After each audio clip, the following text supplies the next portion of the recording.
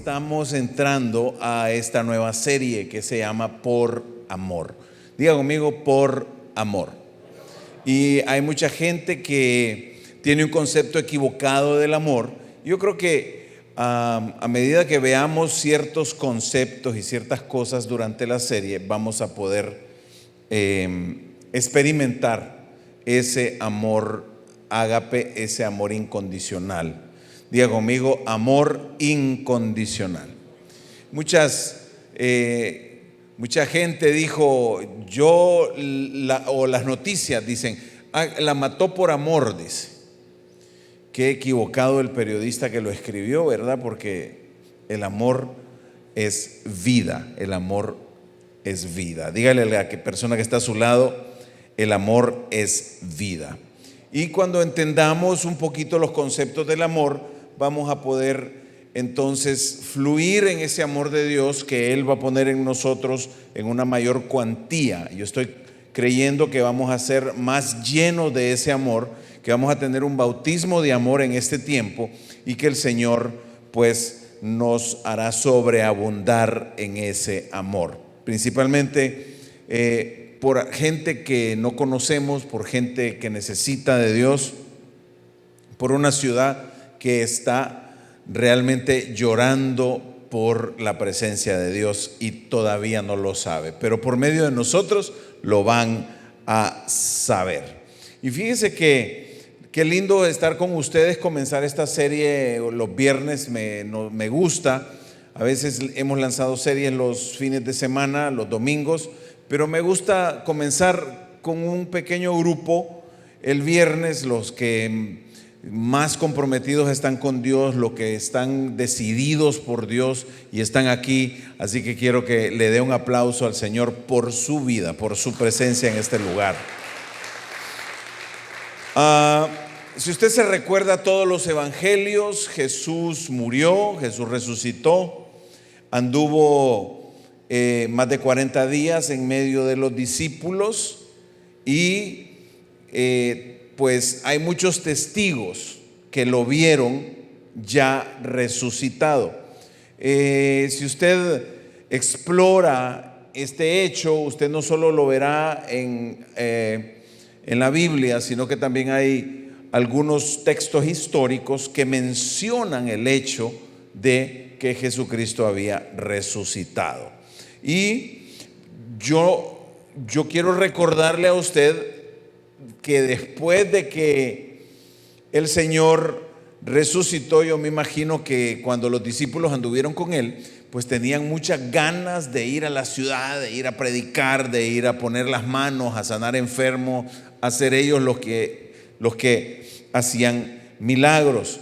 Ahora, en la Biblia sucede que ellos tienen todas esas ganas, pero el Señor los detiene. El Señor les da unas instrucciones un poco extrañas para aquel momento y quiero que lo entendamos porque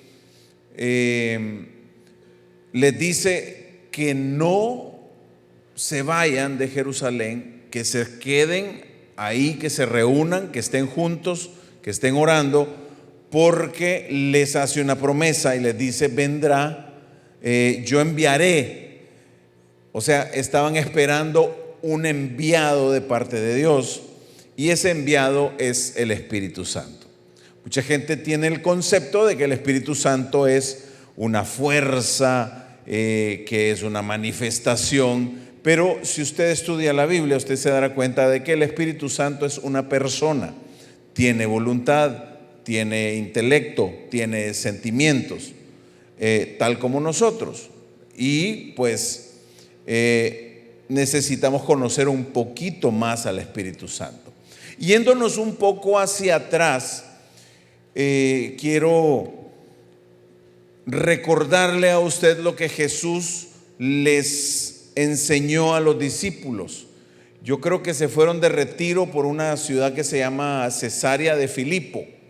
Cesarea de Filipo era una ciudad que no era como que tan hermosa para un creyente, porque estaba llena de idolatría romana, idolatría griega, habían dioses de ambas filosofías, la filosofía romana y griega, Y en Cesarea de Filipo había una montaña rocosa gigantesca que nacía cerca del río Jordán, y los paganos, o sea, los que adoraban a otros dioses, tenían un dios que se llamaba Pal.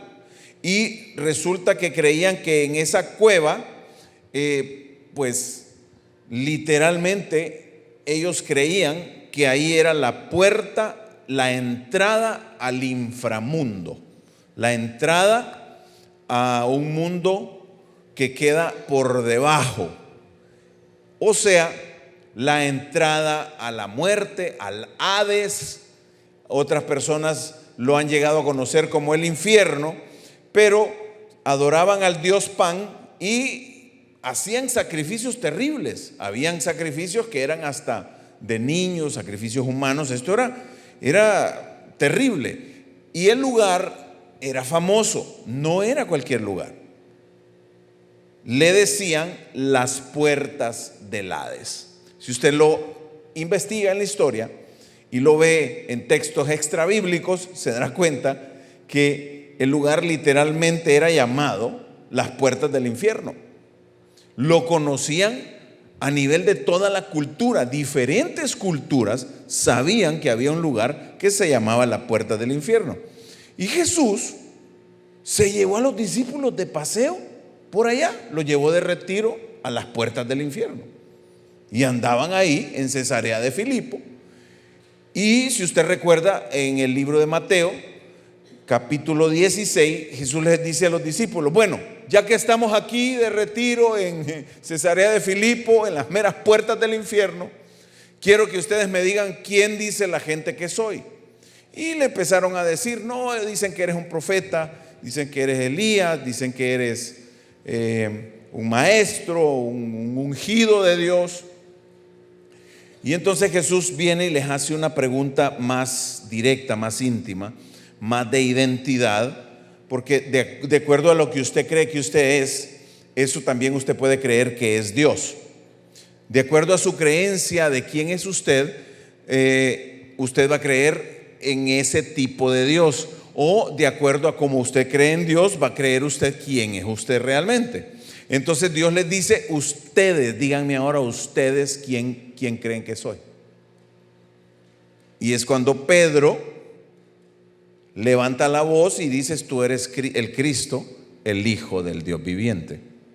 Y viene Jesús y le contesta y le dice: no te lo ha revelado la carne ni la sangre.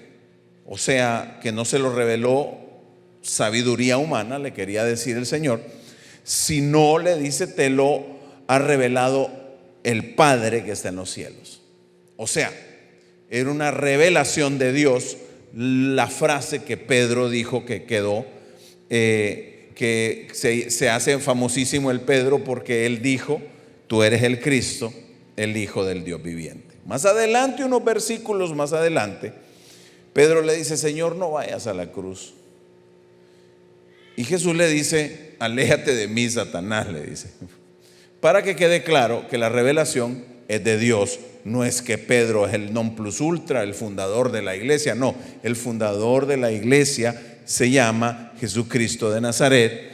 Y quien vino realmente a fundarla fue un enviado, fue una persona especial que se llama el Espíritu Santo.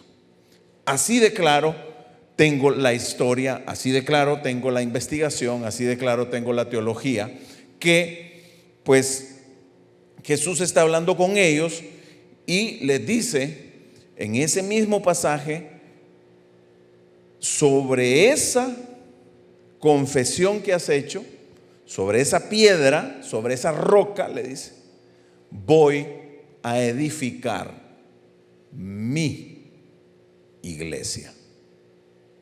Jesús lo dijo así, clarito: voy a edificar mi iglesia. Esto está en el verso 18 de Mateo, en la Reina Valera dice: yo también te digo, tú eres Pedro, y sobre esa roca edificaré mi iglesia. Y luego le dice: y las puertas del Hades no prevalecerán contra ella. Ahora yo quiero que usted vea la foto, el contexto. Está Jesús aquí con todos sus discípulos, está la montaña gigantesca con las puertas de la cueva, famosa a nivel mundial, que le llaman la puerta del infierno, y Jesús le está dando la inducción a los discípulos y les dice: ¿saben qué? Yo voy a edificar mi iglesia y las puertas del infierno no prevalecerán contra ella. Lo voy a repetir a ver si alguno se despierta. Jesús le está diciendo a los discípulos: sobre esa roca voy a edificar mi iglesia y las puertas del infierno no van a poder contra ella, no prevalecerán. Las puertas del infierno no prevalecerán. Estoy diciéndole a la iglesia que las puertas del Hades, del infierno, de la muerte, no prevalecerán. Ahora, él dijo iglesia. En español se traduce iglesia. A veces nos referimos a la iglesia como que al templo, pero el templo es un edificio donde se reúne la iglesia. La iglesia, el origen de esa palabra eclesia en el griego original, según está escrito en más de 5.800 copias del Nuevo Testamento que existen, el libro que más se le acerca al Nuevo Testamento tiene 12 copias, la Ilíada y la Odisea de Homero. Y algunas dicen que son medio como que... Pero el Nuevo Testamento tiene una irrefutable cantidad de más de 5.800 copias. ¿Qué le parece? Puede usted confiar en el Nuevo Testamento, puede confiar en la Escritura. Mucha gente dice: pero ¿y por qué dieron copias?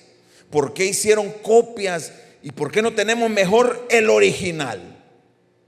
La pregunta que yo le hago, si alguien me lo dice, es: bueno, si alguien tuviera el original, esta persona o esta organización o esta entidad tendría el poder de manipular el original. Y yo creo que Dios no permitió que fuera así, sino que dejó muchas copias para que si alguien salía diciendo que él tenía el original, todos los demás compararan sus copias y dijeran: a ver, enseña qué dice el tuyo, qué dice. Esa versión que tienes tú va en contra de 5.800 copias. ¿De dónde sacaste eso? Entonces Dios se aseguró de que hubiera una comprobación. ¿Usted cómo cree que funciona Bitcoin y las criptomonedas? Asimismo, funciona en que hay una copia que se escribe y luego cuando se hace una transacción, se hace otra copia nueva que se escribe y se comparte entre millones de discos duros y memorias y computadoras a nivel mundial, y entonces se mantiene la seguridad del asunto. O sea, mire, hasta la criptomoneda se la copiaron a la Biblia. Dice eclesia, diga conmigo eclesia. Pues esa palabra es una palabra de uso gubernamental, no es una palabra religiosa. Jesús no dijo: yo voy a fundar una sinagoga donde se reunían los religiosos de aquel tiempo para leer la Torá. No, Jesús dijo: yo voy a edificar mi eclesia. Diga conmigo eclesia. Pues esa palabra eclesia es una palabra romana que se usaba del griego para nombrar una asamblea de ciudadanos de élite.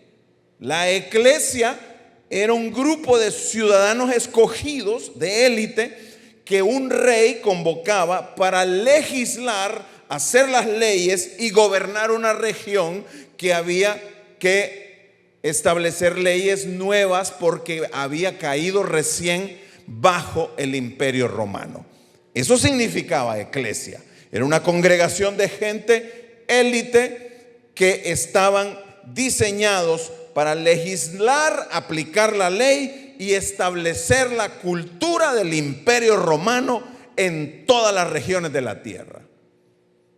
¿Por qué Jesús no agarró un término de todo el Antiguo Testamento, sino que usó este término que dice eclesia? Dios nos da una identidad. Toque al que está a su lado y dígale: tú eres ciudadano escogido. Si usted lee el libro de Pedro, usted se va a dar cuenta que dice: ¿quiénes somos nosotros, la iglesia? Dice: ustedes son pueblo escogido por Dios, nación santa, real sacerdocio. ¿Usted se acuerda de ese versículo? A veces se nos olvida quiénes somos. Dios escoge a los creyentes de lo más vil, de lo menospreciado, de lo peorcito que hay. Voltea al que está a su lado: lo peorcito eras tú, dígale. Eras. Entonces usted contéstele, dígale: era. Ahora soy eclesia, soy un ciudadano escogido por Dios para establecer el reino de los cielos en la tierra. Entonces, nosotros no somos cualquier cosa. A veces las circunstancias, a veces nuestra situación económica, a veces cualquier problema te quiere hacer sentir que tú eres un ciudadano de segunda clase. Déjame recordarte que según lo que yo veo en el Nuevo Testamento y según lo que Dios confesó y Dios estableció y lo que Él ha dicho, nosotros no somos ciudadanos de segunda clase. Somos un pueblo escogido por Dios para establecer el reino de los cielos. No se te olvide, dígale a alguien que no se te olvide. ¿Qué pasa? Nosotros somos el cuerpo gobernante de una región en el mundo que se llama Miami, en el estado de la Florida, y nosotros somos los que nos vamos a reunir para orar, para legislar en lo espiritual y para decirle al enemigo que la depresión no pertenece aquí, que la enfermedad se va a ir, que nosotros tenemos la victoria y que somos la iglesia de Cristo y que tenemos la victoria asegurada y que Él ya perdió. Y póngale lo que usted quiera, pero de la Biblia. Usted dígale: depresión fuera, divorcios fuera, ruina, quiebra financiera fuera. Cuando el enemigo venga y quiera destruir tu familia, se va a encontrar con una congregación que está unida, que está inquebrantable y que tiene una promesa: que las puertas del infierno no prevalecerán. Ahora, digamos que ya sabemos quiénes somos. Diga conmigo: ya sé quién soy. Jesús dijo un día: yo sé de dónde vengo y yo sé a dónde voy. Es importante tener clara nuestra identidad como hijos de Dios, como miembros de la promesa, como pueblo escogido, como linaje de Dios.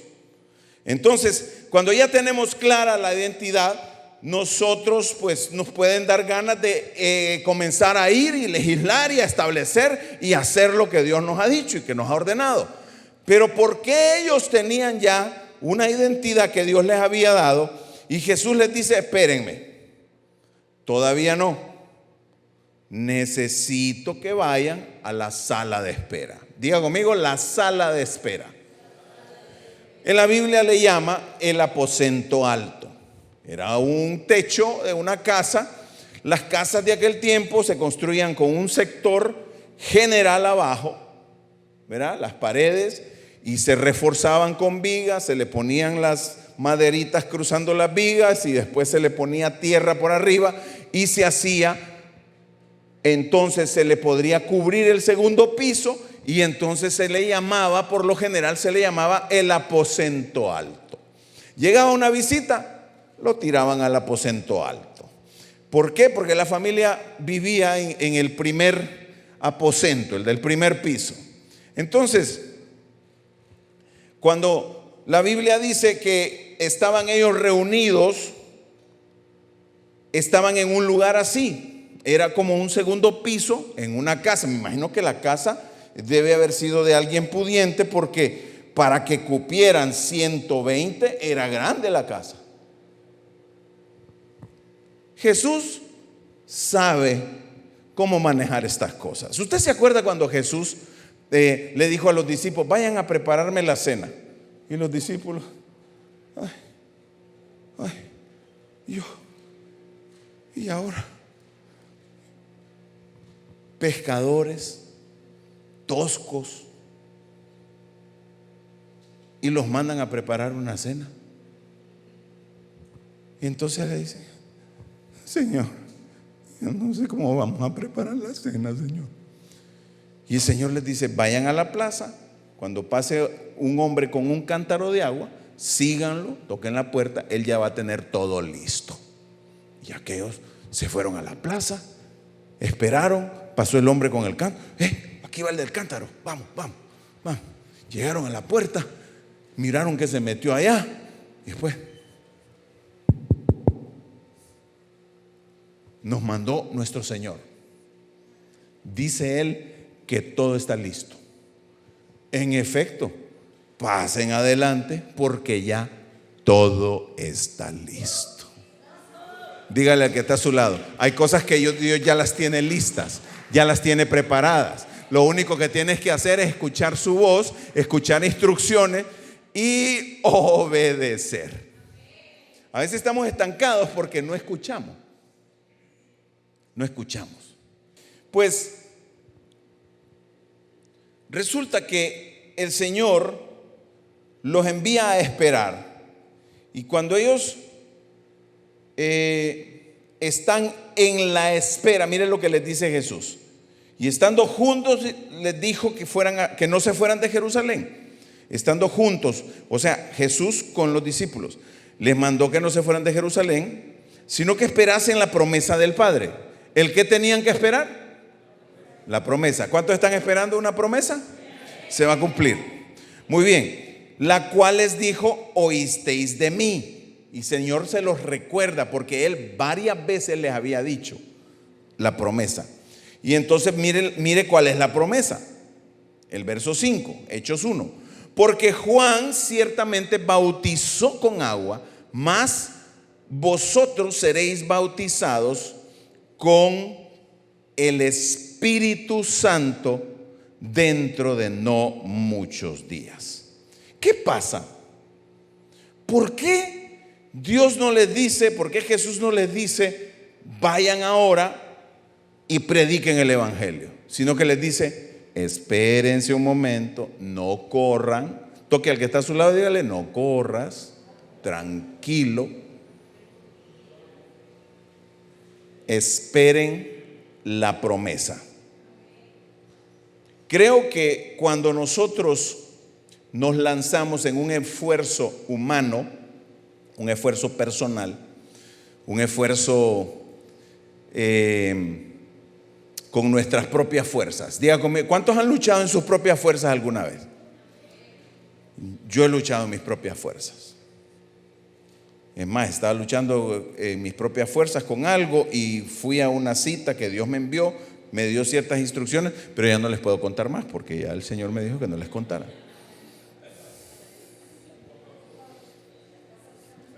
Ahí les voy a ir soltando ahí por dosificado. Entonces, mire, hacer la obra de Dios con fuerzas naturales es receta para suicidio espiritual. Le voy a decir algo: si nosotros hubiéramos comenzado la iglesia y no hubiésemos tenido al Espíritu Santo que nos acompañara, esto no hubiera durado ni un año. Ni un año. Porque los primeros 5 o 6 años el diablo nos tiró con todo. ¿Y sabe lo único que yo me acordaba? Que las puertas del infierno no prevalecerían contra la iglesia. Eso yo me acordaba. Tiró con todo. En 2012 volvimos a empezar aquí en este lugar. Habíamos quedado como 30, 40. Y algunos habían quedado hasta sin piernas y sin brazos. Pero ahí está. En lo espiritual estoy hablando.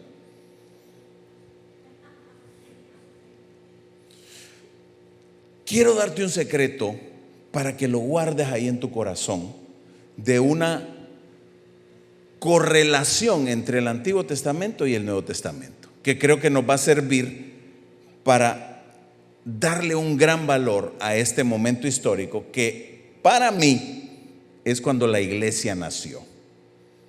Fíjese, cuando le iba a dar el Señor los 10 mandamientos a Moisés, usted recuerda que Moisés subió al Sinaí y 50 días después de salir de Egipto, Dios le entregó la ley, ¿verdad?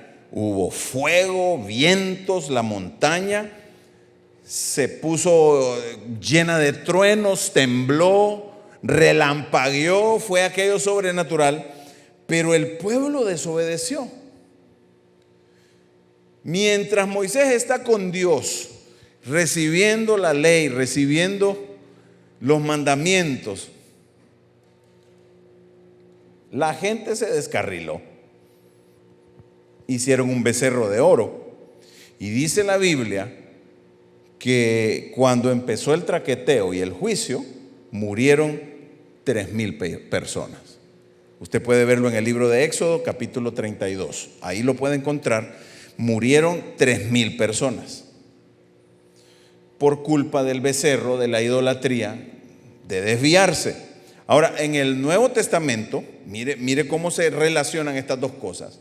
50 días después de la resurrección. Por eso se llama el día de Pentecostés. Penta significa 5. Y ese día era el día 50, donde se celebraba la fiesta. Pero la fiesta que se celebraba era la fiesta de Sabot.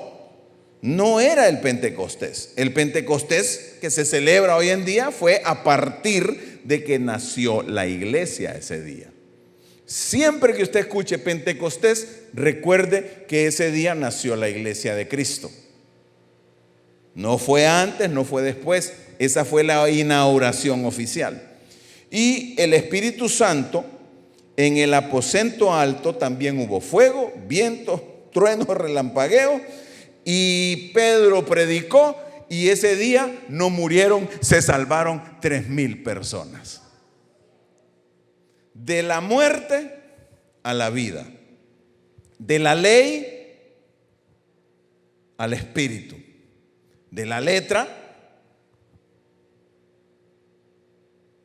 a lo que es espíritu. Entonces, usted necesita, la ley es necesaria ¿para qué? Para hacernos ver lo mal que estamos. Yo le leo los 10 mandamientos y usted empieza a pensar, ay, me lleva el Señor, me lleva. O a saber quién me lleva. Porque nadie puede cumplir con los 10 mandamientos. Hay un par de excepciones que la Biblia menciona. Un par. El mismo Jesús dijo, no hay justo ni aún uno. Sin embargo, la Biblia, cuando usted lee el libro de Lucas, usted se da cuenta de Elizabeth y el esposo. ¿Se acuerda de ellos dos? Dice la Biblia que cumplían con toda la ley al pie de la letra. Eso la cumplían. Ellos confirman la regla. Entonces, de morir 3,000 a salvarse 3,000. O sea, amados, la letra mata, la ley mata, el espíritu vivifica, el espíritu trae vida. Mira, a veces nosotros estamos con ley, con condiciones, con legalismos, queriendo salvar nuestro matrimonio, salvar la relación con nuestros hijos, salvar el negocio, salvar cosas con reglas. Y la verdad, lo que necesitamos es dejar de estar tan legalista y comenzar a pensar en que Dios dijo, el espíritu es vida y vida en abundancia. O sea, tú te puedes activar religiosamente, pero si no tienes el espíritu, no puedes gobernar. El espíritu es el sello, la autoridad, porque dice la palabra que el Señor les dijo, recibirán poder Dinamis, diga conmigo dinamis o dunamis. Algunos predicadores le dicen dunamis y yo le digo la palabra en griego es dinamis, ¿verdad? Pero si le hace una transliteración al español directa, entonces sí sería dunamis, pero la palabra es dinamis. Y entonces le voy a leer el pasaje. Dice: recibiréis poder cuando haya venido sobre vosotros el Espíritu Santo. Y qué linda la parte del dinamis. Yo creo que todos tenemos claro. ¿Quién tiene claro el dinamis? El poder de Dios. Lo que yo quiero que veamos es lo que sigue. Porque qué lindo. Cuando haya venido sobre ustedes el Espíritu Santo, dice, van a recibir poder cuando haya venido el Espíritu Santo. Diga conmigo, el Espíritu Santo está conmigo, dentro de mí. Yo lo tengo, lo he recibido, yo tengo poder. Usted tiene el sello. Cuando usted tiene el sello del Espíritu, entonces usted tiene autoridad espiritual.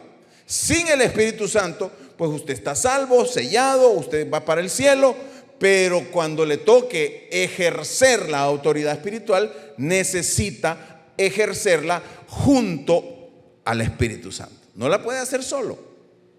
Diga conmigo, necesito el Espíritu Santo en mi vida.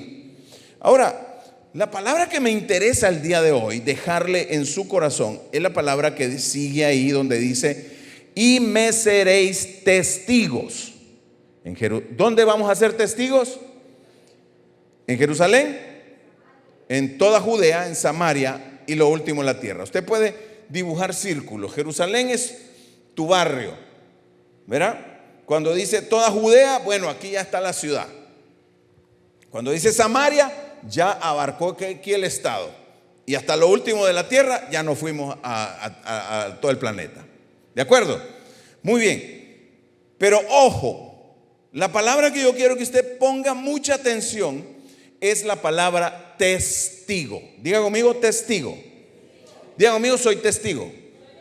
Yo quiero ver cuántos dicen: yo recibí poder, yo soy parte del reino de los cielos, yo soy un hijo de Dios, nación santa, pueblo escogido, yo soy testigo. Yo no sé cuántos pueden decir eso. Pero si somos testigos, lo voy a poner un poco incómodo, pero la palabra testigo es la palabra martis. Diga conmigo, martis. Hay una palabra que se relaciona casi muy parecida hoy en día, que es la palabra mártir. Viene exactamente de la raíz de martis. Cuando Dios dice: me van a ser testigos, la palabra que usa es martis, que es de donde viene la palabra mártir. ¿Ahora quieren todavía ser testigos? ¿Todavía estamos dispuestos? ¿O solo las puras bendiciones queremos? ¿Cuántos quieren la bendición de Dios? ¿Cuántos quieren ser pueblo de Dios? ¿Cuántos quieren ser escogidos de Dios? ¿Y cuántos son testigos de Dios? Ajá, ahí los quiero ver. Porque ahí dice martis. Y en ese tiempo, un martis no era el que agarraba el micrófono y predicaba, no era el que se paraba en la puerta, daba la bienvenida. No. El martis estaba tan lleno del fuego del Espíritu que no le importaba morir para ir y salvar a otro.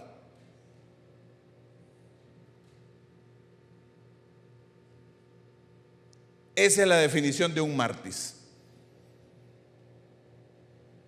Ser tan lleno del Espíritu que no me importa lo que me pase para yo salvar uno que necesita vida eterna de parte de Dios.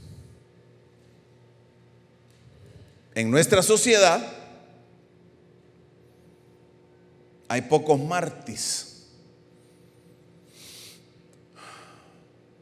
Yo no me quiero imaginar la foto o el video. Usted imagínese este video o me lo imagino yo. ¿Cómo lo hago? Espéreme. Me voy a imaginar que yo me dormí, como en una película que uno se duerme,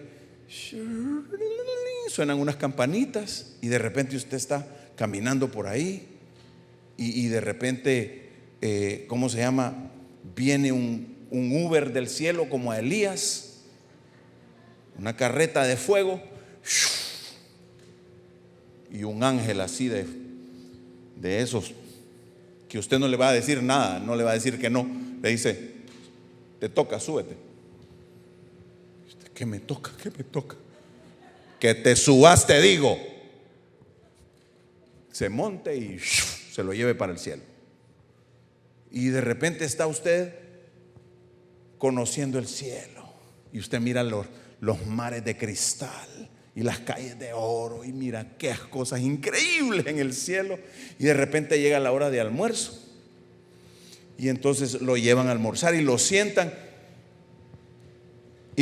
al lado de Pablo, y al lado del otro lado está Esteban, y por allá enfrente, por allá lejitos, está Pedro, y empiezan estos a platicar.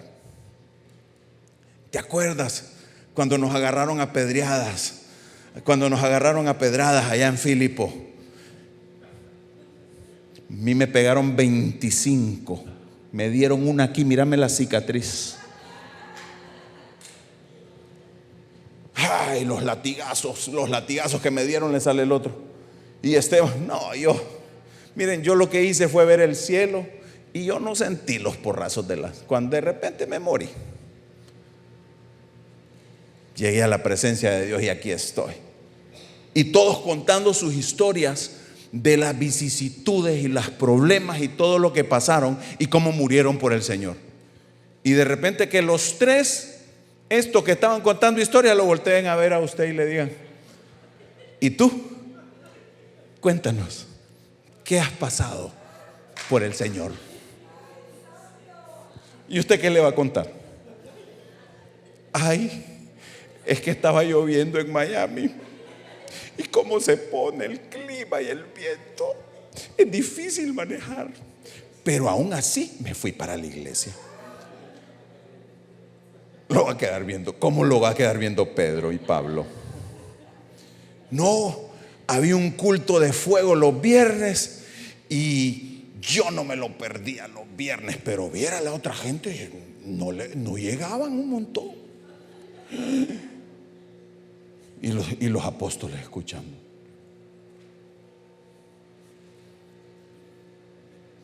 No, pero yo quería que me contaran sus sufrimientos por Cristo.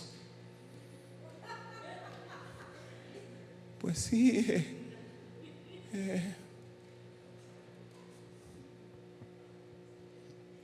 me quedaban $100 para el almuerzo,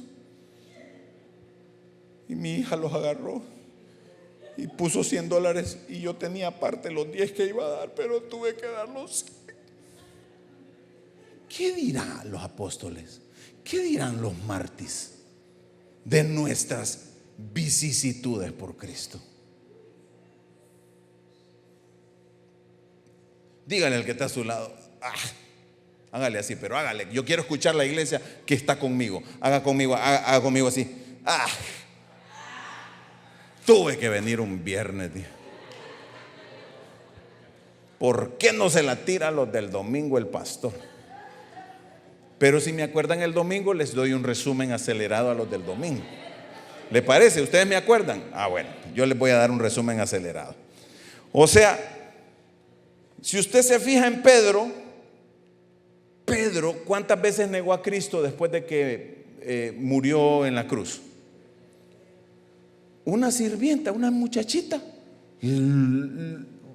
O sea, Pedro era miedosísimo. Le tenía miedo hasta a esta muchacha. Hasta empezó a decir groserías, malas palabras, y a maldecir para que no dijeran que él era de los discípulos de Cristo, porque le dijeron: si igualito hablas, ya decís aleluya, amén.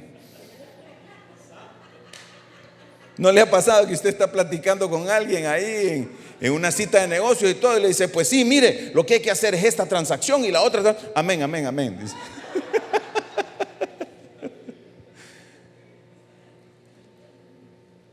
Pero Pedro se para frente a toda una multitud y comienza a predicar. Es más, se convirtieron 3,000. Ajá, y cuando lo agarran preso y lo llevan frente al juzgado, al Sanedrín, que era la junta de religiosos que gobernaban, porque el gobierno era un gobierno teocrático, basado en la ley de Dios, para que me entiendan un poco mejor cómo era que funcionaba. Y resulta que le dicen que le prohíben que predique de Cristo Jesús. Le prohíben que predique el evangelio. ¿Y qué les dice Pedro? Habráse visto, voy a hablarle como español, habráse visto cómo voy a obedecer a los hombres antes que obedecer a Dios. No le dijeron nada, lo soltaron, porque esa gente estaba decidida, porque eran mártires, porque estaban llenos del Espíritu. Cuando somos llenos del Espíritu, comenzamos a ser un poquito más radicales para vivir. Ya no nos importamos tanto nosotros mismos, nos comienzan a importar los demás. Ya no me importa tanto mi comodidad, me empieza a importar la salvación de otra persona. Ya no me importa tanto que me ensucien el carro porque los fui a recoger, o me tengo que levantar más temprano para irlos a buscar. Ya no me importa tanto,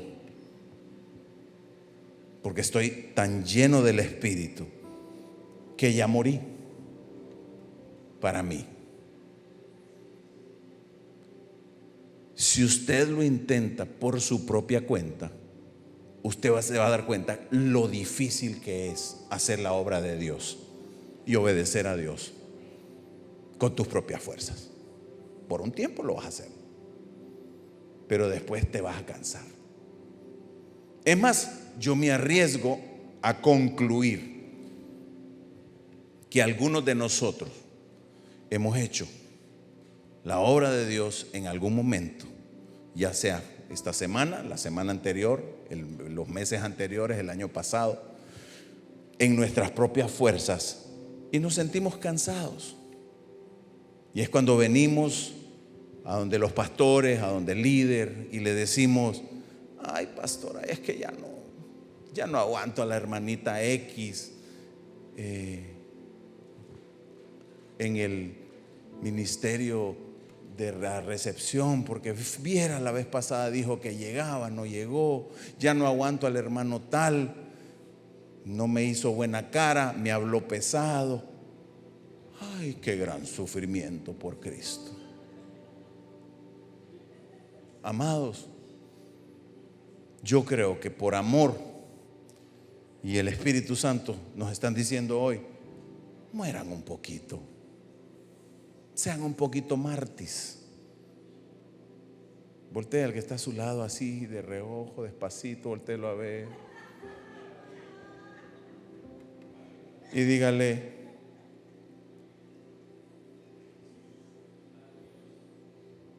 ¿sabe qué espero? Que nunca se te olvide la palabra mártir en tu vida, y que cuando se trate de servir al Señor te acuerdes que a veces necesitamos morir un poco y dejar que el Espíritu Santo tome el control, que sea Él que nos dé las fuerzas, que sea Él que nos llene de amor, que sea Él que cambie un poquito a veces nuestro temperamento, nuestro carácter, que nos podamos aguantar la espinita uno con el otro. Voltea al que está al lado, empújelo, codelo, dígale: te voy a aguantar las espinitas, pero no solo por eso te aproveché, dígale. No solo por eso te aproveches. Y antes de irnos, yo lo que quisiera es que oremos un momento, un tiempo, y que recibamos un bautismo de amor, que recibamos un toque del Espíritu Santo, y que Él renueve nuestras fuerzas para seguir sirviendo, renueve nuestras fuerzas para seguir haciendo la obra, renueve nuestras fuerzas, porque si es en mis fuerzas, creo que si las sumas vas a decir: y yo que ya, yo creo que más de alguno habrá que me está viendo o que está aquí que dice: y yo que ya iba a tirar la toalla hoy iba a hablar que ya no podía más. Espero que el Espíritu Santo te llene y te renueve y te dé esas fuerzas nuevas. ¿Por qué no nos ponemos de pie y por qué no venimos al altar? Yo quisiera orar por usted. Quisiera poner mis manos sobre tus manos, bendecirte. Si tú sientes que las baterías humanas se están apagando y necesitas un poquito de baterías divinas, celestiales, vente para acá al frente. Si sientes que estás un poco cansado, quizás el trabajo secular, quizás el servicio, si te sientes un poquito cansado, aquí está el Señor que dijo: vengan a mí los cansados y trabajados, yo los haré descansar. Así que hoy vamos a descansar como niños, vamos a dormir como bebés, porque el Espíritu Santo nos va a llenar. Te tengo buenas noticias esta noche. Hoy quiero declarar que este altar se convierte en un aposento alto. Levanta tus manos ahí donde estás y dile: Señor, aquí estoy en tu sala de espera, Señor. Mire, haga un acto profético y quítese la capa de superhéroe. Si has estado hiperesforzándote para servir a Dios, quítate la capa de superhéroe, pon tus superarmas a un lado y solo levanta tus manos y dile: Señor, ¿sabes qué? Hoy me quito todas mis fuerzas y las únicas que quiero son las tuyas. Comienza a tocar mi vida, comienza a llenar mi corazón, comienza, Señor, a quitar toda frustración de mi vida, a llevarte toda ofensa que me haya hecho yo entre un hermano con el otro. Señor, comienza a hacerme olvidar los gritos que me dio el hermano, la hermana, el amigo, mi familiar, mi compañero de trabajo, y volverlo a amar y poderme acercar y decirle: necesitas al cielo, necesitas a Dios, hay un tiempo nuevo para ti. Señor, me rindo, ríndase ahí, ríndase, dígale: Señor, me rindo ante ti, me rindo. No quiero vencer, Señor, con mis fuerzas. No quiero gritarle a mis hijos, a mi esposa. No quiero, Señor, forzar las cosas en mi matrimonio, forzar las cosas en mi relación con mis padres, en mi escuela, forzar, Señor, un negocio. No, Señor, que seas tú el que me renueve. Me rindo ante ti. Me rindo. Y me meto en la sala de espera. Aquí estoy, en tu aposento alto. Necesito de tu viento, Señor. Necesito escuchar el estruendo de tu amor, el estruendo de cuando tú prorrumpes y abres. Cuando yo abro la puerta de mi corazón, ese viento que entra y mueve las cosas y cambia las cosas en mi vida, comienza a cambiarme, comienza a renovarme. Ya no quiero ser igual, no quiero ser el mismo. Oh, Señor, infla mis pulmones espirituales. Quiero respirar tu Espíritu Santo. Quiero ser lleno de tu Espíritu Santo. Quiero llenarme de tu paz. Quiero llenarme de tu fortaleza. Quiero ser diferente, quiero ser un creyente, Señor, quiero ser un hijo tuyo. Soy pueblo adquirido por ti, Señor, soy un mártir.